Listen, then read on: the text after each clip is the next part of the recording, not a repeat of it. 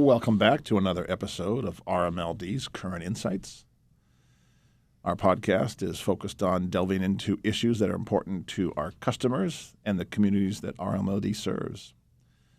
Today, we're jumping into a very important topic, cybersecurity, and the resilience of our power supply that we deliver to our customers.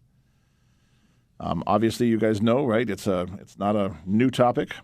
It's something that all of our customers deal with on a daily basis, and we also are vigilant in focusing on this topic at RMLD to make sure that we fulfill our mission of providing reliable and low-cost and non-carbon energy to our customers, and at the same time protecting their information that we have on them.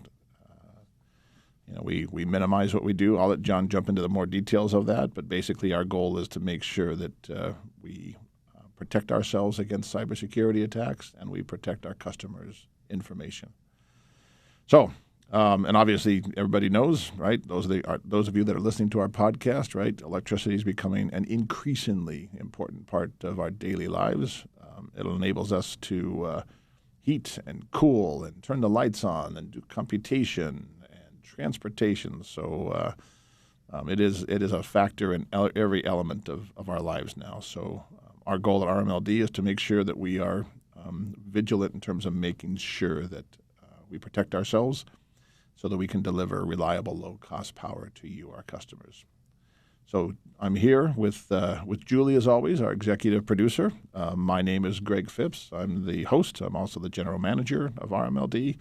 But today's special guest is John Pelletier, and he's the director of IT at RMLD. Welcome. Thanks, Greg. Tell us a little bit about who you are and your role at RMLD, and then we'll kind of jump into some of the things some of the topics we want to share with our customers. Sure. John Pelletier. I'm the director of IT at RMLD. In my role, I'm responsible for anything IT related, to include the traditional IT side and the ICS or operational technology side, which people could think, an easy way to think of that is the electrical switching, the relays, the equipment that helps our grid run to deliver reliable, low-cost, non-carbon, low-carbon or non-carbon services to our customers. Yeah, good. And the basic IT infrastructure too, right? That's correct. Yep. All the computers that we use on a daily basis, whether it's the operations team, the customer service team, all that kind of stuff. Yeah. So we too are a digital platform, right? And your role is to make sure that platform is operational, intact, and secure. And secure. Good. And the various software systems that we use to run our utility. Yeah, it's all really one integrated environment of services that we deliver, including voice, right? So we have customer service. If there's no voice services, customers can't call us. You get the idea. It's all intertwined. Yeah, it literally it is interconnected. Well, super. So, obviously we talked a little bit about protecting our customers' information, but let's start with protecting ourselves from attacks on the outside. And as our customers know and they read in the news, because we are an electric utility, because we are part of an integral part of the infrastructure platform, we are increasingly under threats and under attacks. Tell us, John, some of the things that we're doing on our end to protect ourselves and why it's important to us. Well, thanks, Greg. It's really, we do everything that's considered best practices, right? It's we have firewalls, IPS, IDS, we have extended detection and response systems, we have antivirus, anti-malware capabilities. But I think what's important, what separates us from your traditional business, we're subject to ransomware attacks as well, which everyone hears in the news. They lock up your data and say, hey, if you want the key, it's $5 million, $10 million, $25 million, depending upon the size of the company. And at that time, you're out of operations. But we're exposed additionally on the OT side. So, and it's not so much of stealing or locking. It's if you can imagine, another couple of weeks, it's 5 degrees out, 0 degrees. They shut down the electrical grid, right? People lose their power. They lose their heat, right? The traffic lights don't work. Right. Hospitals are in a panic. They're going to back up power, police stations, fire. And it's really more like cyber terrorism, because the goal of terrorism is not necessarily the monetary value of a ransomware attack. It's the fear that it instills in people that the grid is not reliable, electricity is not reliable, and it just keeps it That's just their lives goal. with people. Right. So that's our additional exposure. We and we obviously take that seriously, and we do everything we can to protect it. Yep. We have a lot of it, and we won't be sharing today all the different things we do, right? Because we don't want to tip our hands. But I will echo what John says. We realize the importance of making sure we maintain the reliability, and there's a lot we do behind the scenes. So, for our audience to understand, our reliability is very high. And if there is an outage, we are very fast in terms of responding. But as John mentioned, our goal is to minimize any disruptions. Typical disruptions are tree limbs and animal infiltrations into our systems. Storms. Yep, things and of that they're both of them tied to storms, preparation for storms, and windstorms as well. But even with all that, we do a lot of preparation. But what we're going to continue digging into with John is, how we think about and how we prepare ourselves from a digital perspective, not just the physical perspective. So thank you, John. So talk a little bit about. You've talked a little bit about the types of cyber threats. You mentioned talk a little bit more about. You kind of mentioned the big picture, ransomware versus operational attacks, but dig a little bit deeper into that. Sure. There's a couple of recent examples that come to mind. It's another utility power supplier in the region. They're a regional supplier, and so what happened to them is, I think the number was 1,400 of their customers got their PII, right, personal identifiable information. In this case, Social Security numbers stolen. What's really important here is that the company it's people that were doing solar rebates or something of that nature, similar to what we do on a smaller scale. But Yep. They said, you know what, we don't really want to bother with this at all. We're gonna outsource that to a third party. And with the thinking as well, the data hopefully maybe will be secure with this third party. Well, it wasn't. And the point being that you can't just simply go, hey, customer, it's not us, it's them. Well, the customer gave the data to you, and now you're in the news. You're still responsible, so you can't just relegate that off to a third party and say, no mas for me. It doesn't work that way. To address some of that, what we do is of course, we have an NDA, but we also send them an extensive cybersecurity interview form. It says, it's probably For 4 any of the pages of subcontractors questions. we work with, yeah. Right. Exactly So if they're going to have our data, Yep. right, of any form. So this way, they're committing. They're saying we are doing this. It's factual. This, and they sign this is factually correct. So if we don't hope to go down that road, but down the road if we had to, and our data was lost, and it was something they weren't doing, and then Greg and whatever they're legal, they'll handle all that. Another great example very recently was a water company with PLCs, programmable logic controllers. Yep. So that's directly. We have PLCs in the field, switching equipment, happen to be a water company. And when people think of, just the cybersecurity stuff, it's like these threat actors from the Russian gangs, and they do exist. They're the Chinese, professional hackers, it's, yes, the state-sponsored bad guys. Those people do exist, right? They're out there all the time. Yeah, they are. But in this case, it was Iranian-backed against an Israeli-owned company's product. So that's the kind of the backstory. But what actually happened was, this is how, bad practices. Not following the basics will sink your ship every single time. So what they did is they used default username and passwords that come on the device, and it was publicly accessible. So all you've got to do is you go to the device, you find the IP, it responds, okay, I'm out port scanning, I find you. I see the prompt to log in. It says whatever company it is. I Google it. I'm in. So it wasn't any real exotic attack that got them. Right. It was just the failure to follow very basic practices. Yeah, and at RMLD, we're very vigilant in terms of making sure we manage passwords, multi-layer authentication, multi-factor authentication. So from that perspective, we are very vigilant in terms of the things we tend to do. We are, and it includes, it begins with education. Right? Yep. Education of our users is super important, because phishing remains the number one attack vector. Because we get emails all the time. I don't think a week goes by I don't get an email that's supposedly from Greg, or accounts payable gets an email that's from Greg. They're not from Greg.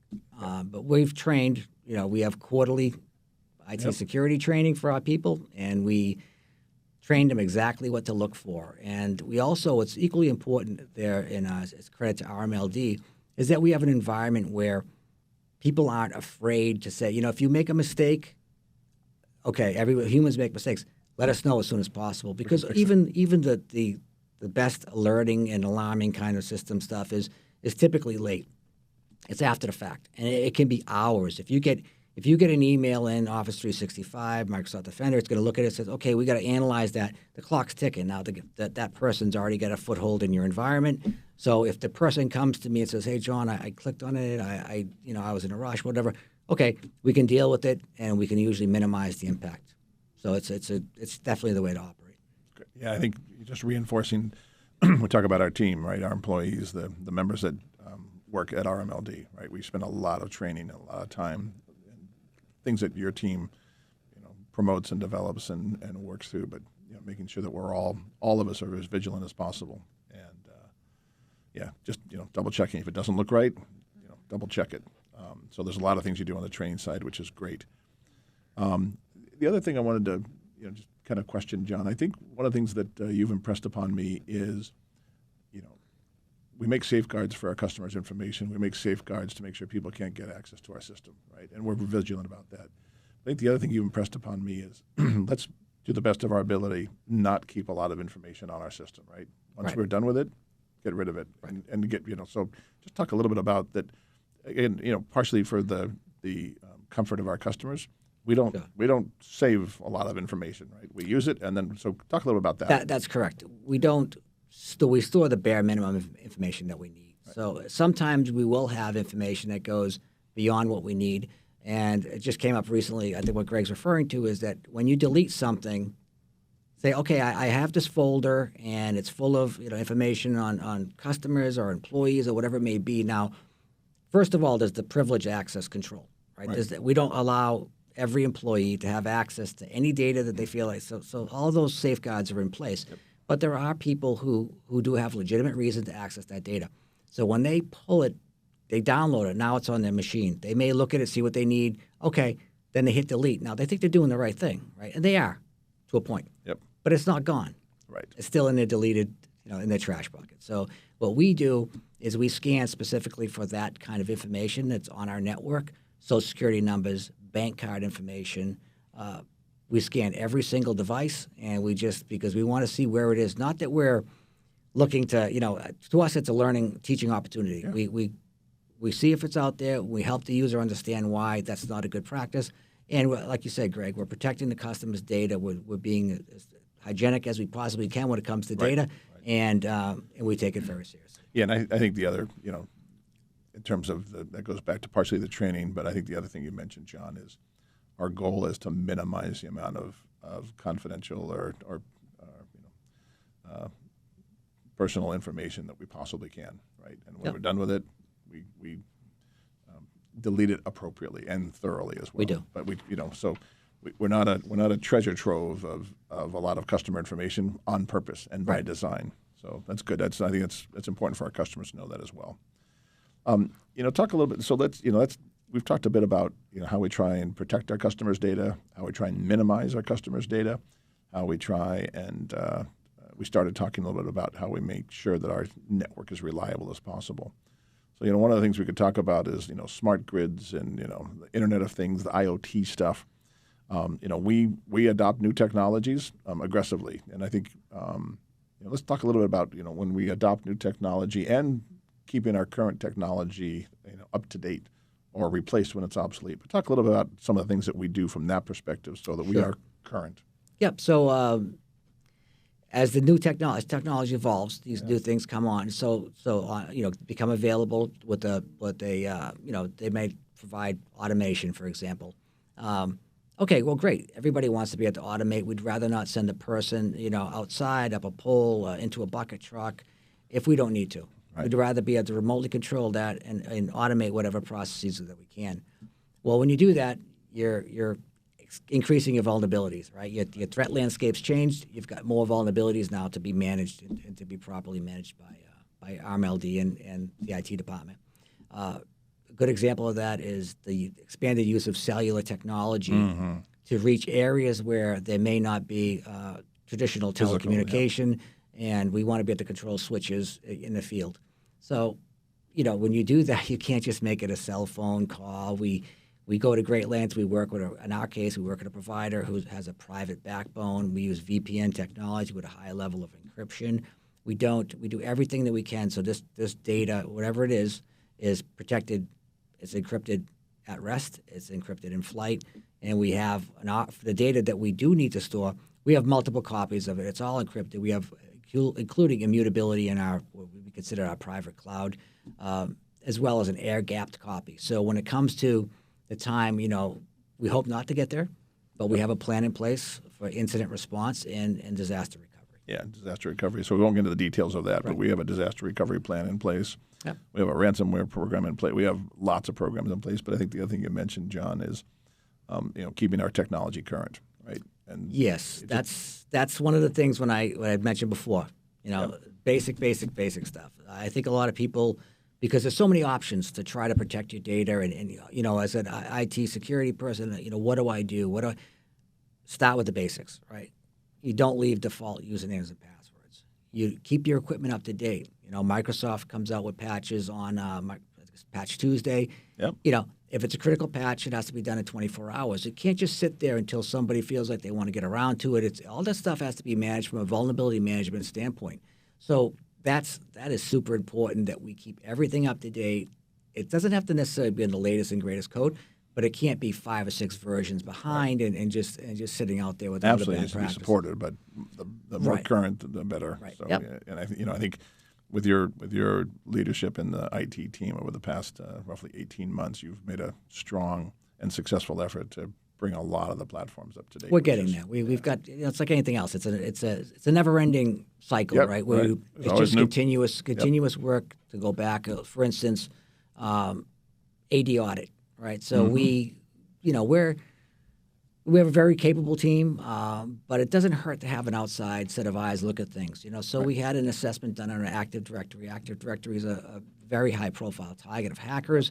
They can once they get into a privileged account, right? They get an account, they want to escalate, they want to move laterally throughout your environment. It causes all kinds of problems. So we thought our AD was in good shape. We got another set of eyes to look at that to make sure that we weren't missing anything. Right. Greg encourages that, and RMLD, is willing to spend the money to make sure that we're, just a second set of eyes. We did the same thing on the OT side, OT or ICS, because there's a lot of stuff out there from different manufacturers, and are we doing the best that we can to protect the customer's data and to protect our grid? And a second set of eyes, I think sometimes people look at it like, oh, my boss is criticizing my efforts, or it's a negative thing. It's not. I don't think anybody's perfect. And if you can get a few pointers to help you along to get to your goal, all the better. And I think, John, you also mentioned, we have third party, we have an extra pair of eyes, right, that take a look at stuff. But I think also in terms of being aware of threat assessments, right? We keep track of stuff, but we also have services that we subscribe to that help us stay on top of. We do. And the awareness being first and foremost. But go ahead. Right. There's on the federal side, there's the CISA, which is the Cyber Information Security Administration, I think it is. And they send out alerts on all kinds of stuff all day, every day. They got not only just the CVEs. I mean, is it actively being exploited in the wild, as the term goes? Have people been hit by this particular vulnerability? So we get those, and we get them. Each one of them has to be evaluated, primarily by me, but also by other team members, and make sure, does it apply to us? Do we use this in our environment? And what's the remediation steps? How do we protect ourselves? So each one of those gets evaluated.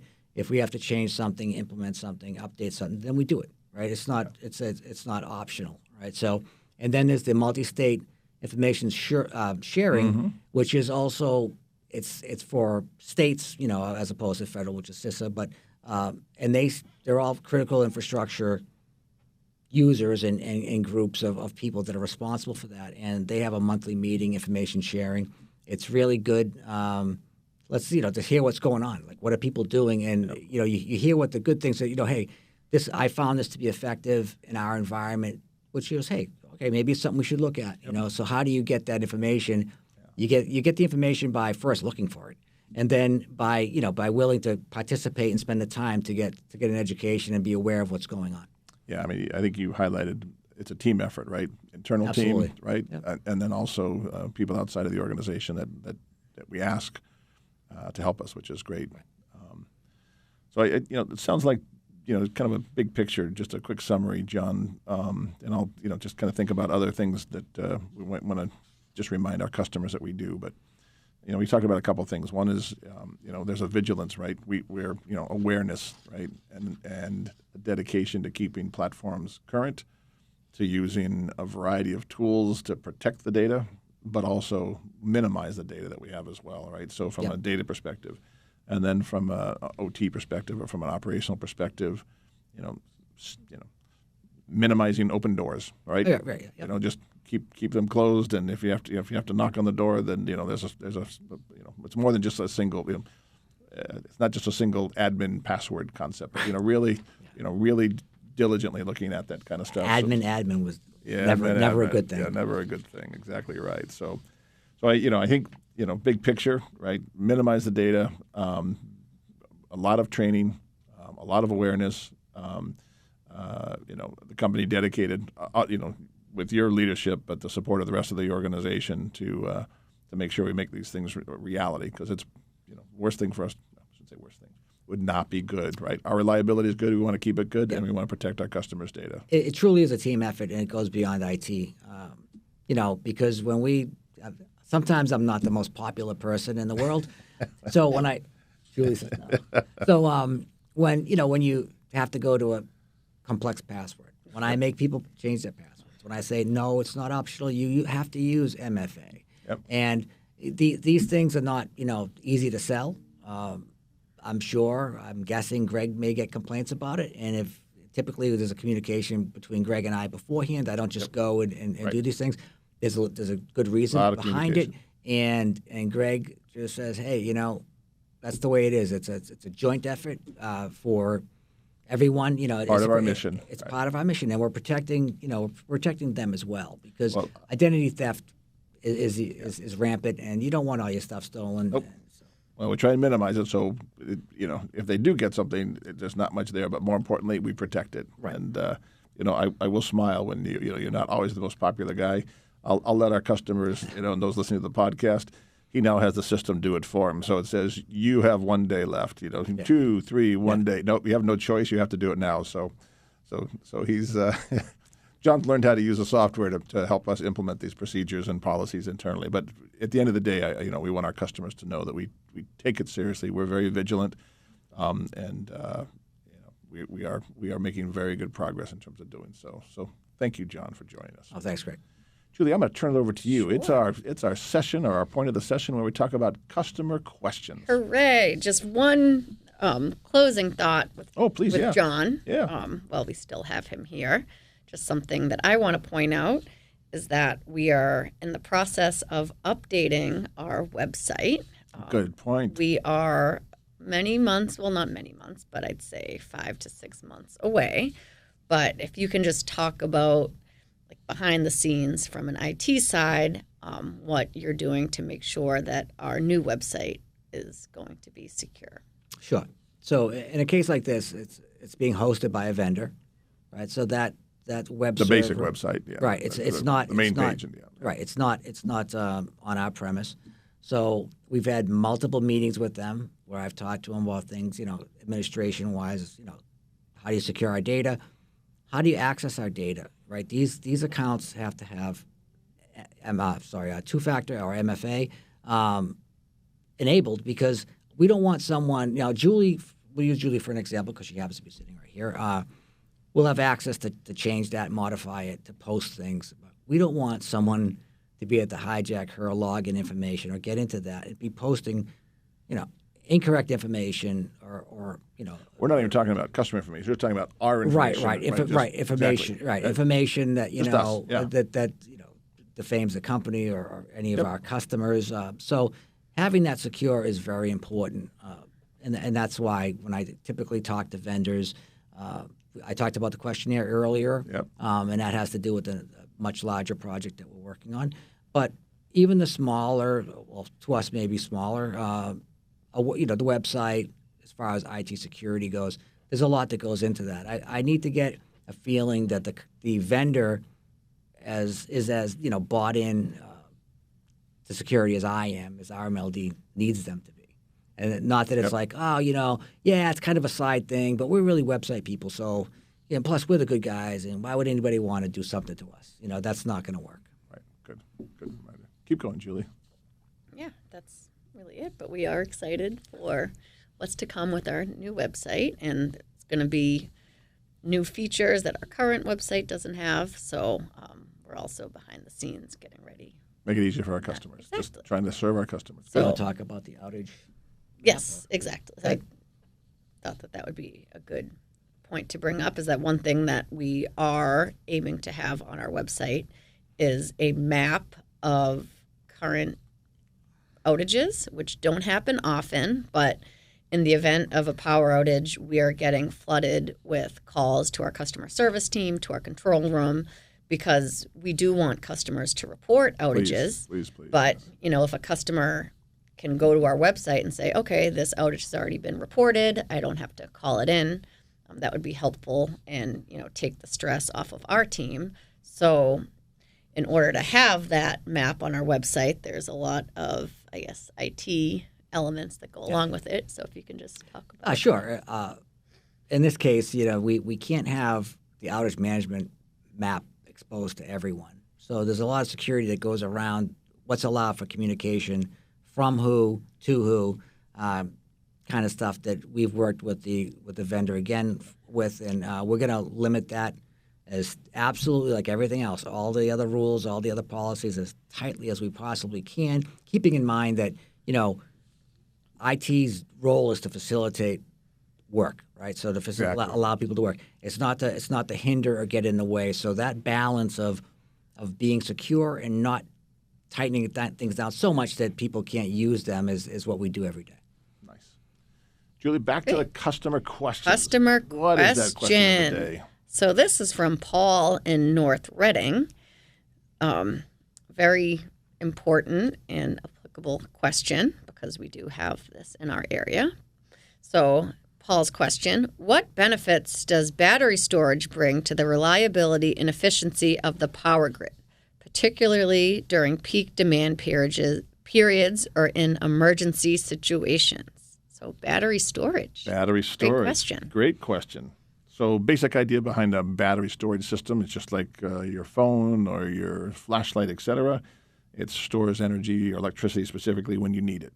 And so in the case of peak demand, our cost structure is set up such that during peak periods, the cost of energy is more expensive than during less peak times, basic supply-demand type structure. So one of the things that the battery systems can do is they can help balance the grid load, or our load, by discharging during those peak hours, and hence saving costs that we would normally pass on to our customers. So we're actually in the process of installing a significant number of additional battery systems for both an economic perspective, that's the peak management side, but also, as Paul mentioned, from the emergency backup perspective. So if there is a portion of the network that for some reason has a failure in it, a line failure, a tree break, an animal intrusion of some form or another, we're also putting the battery systems in place to manage emergency situations. And also, again, the regional network is very reliable. ISO New England does a very good job of managing the network. But as we go through this transition period from traditional carbon-based fuels to more non-carbon, it's a balancing act, and so we'll also be installing these batteries to help to do what is known as mandatory load reduction that the ISO New England, not us, but ISO New England might mandate upon us. It's very rare, but again, our goal is to always make sure that our network is up and reliable. So we're also looking at battery not only for emergency, but for load management when something is happening in the overall network and they ask us to do load reduction. Instead of turning lights off, we'll basically allow our batteries to discharge. So from a customer perspective, it's transparent. So those are two big places in terms of where battery storage on a grid, as we call it, grid scale, fits into our network. Great question. And so our listeners know, where are our batteries, or our current one and the additional one? So we actually have located? one. It sounds like a big number. It's a 5 megawatt system that is located at our substation 3, and that we are in the process of adding to spread throughout our network an additional 20 megawatts of so four times more in the network in 2024, early 2025, and then another 10 megawatts in 2025. So the goal is to be close to 35 megawatts with an average duration time of just under 3 hours. And then we're also doing work with some other vendors to do longer duration systems, 10-hour systems up to potentially 100-hour systems, which changes the dynamics and the economics in terms of how you manage the power supply grid. So we are very active in battery storage systems. And again, the focus is managing reliability and cost for our customers. Great question. That should do it. Well, right? great. So Looks like we're done here. This is a wrap. Julie, nice teamwork in terms of putting this all together. So thank you, John. Thank you for being our special guest on cybersecurity. Yeah. And we wanted to make sure that our customers know that not only do we manage the physical network, but we also have a team focused on the digital networks. That's right. Thank you, John. Thanks, Greg. Well, that's a wrap for this session, this episode of RMLD Current Insights.